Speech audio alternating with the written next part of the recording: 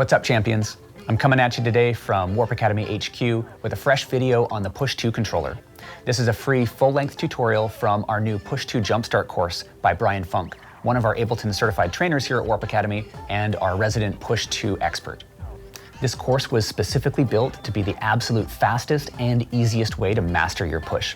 If you dig this tutorial and you want to really flex the full power of Push to game change your music, then click the link and come back to warpacademy.com for more free course previews. Thank you so much for tuning in, and here's Brian with the tutorial. Peace. Let's now look at the final mode of Simpler, and that's slicing mode. Again, we'll turn the knob all the way on the right to enter slicing mode.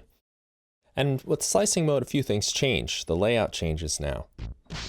Each pad represents a slice of our sample, and we can change that slicing with the sensitivity knob. So Live is looking for transients inside of our sample. At 100%, it will find as many as possible. And as we lower the sensitivity, we get fewer and fewer slices.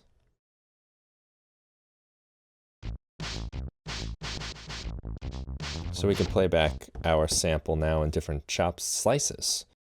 We have trigger, which will trigger the entire little slice. We'll press the button to change the gate mode. And that will only play while we have the pad held down. Hold it down the whole time, it'll play the whole slice of the sample. And press it briefly, and it'll only play a short portion of it. We have different playback modes. Mono will only allow us to play one slice at a time. If we go to poly, we can then play more than one at a time.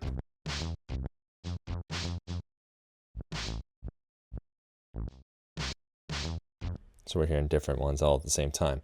Through mode will play from the slice we've selected all the way to the end of the sample.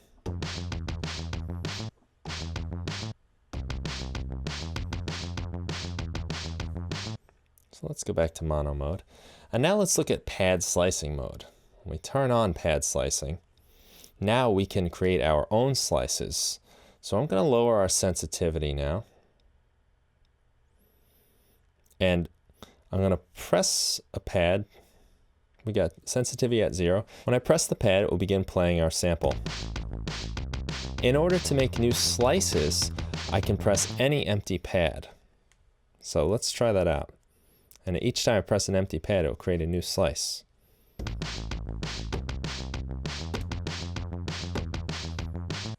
So now I've created 4 slices.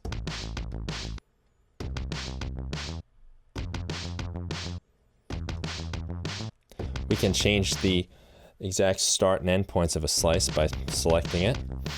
I'll zoom in nice and close here. We can go then to nudge.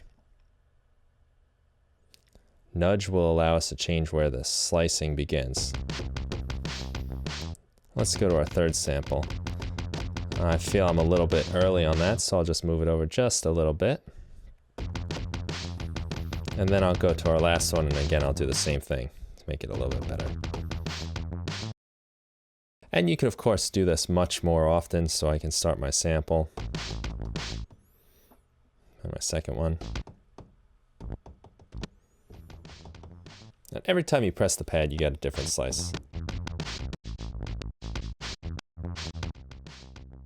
So this is a great way to create your own custom slicing within Push. Now if we press the layout button, I enter a very similar view to our drum racks where I have my 16 pads down here. And I've got a sequencer, so I can sequence notes.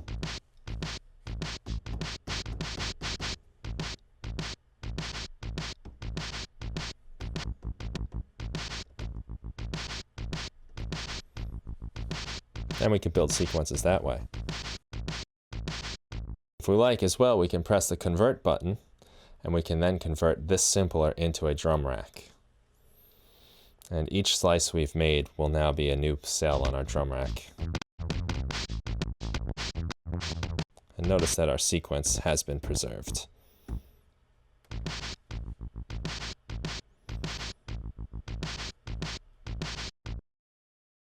And that's how slicing mode works in Simpler.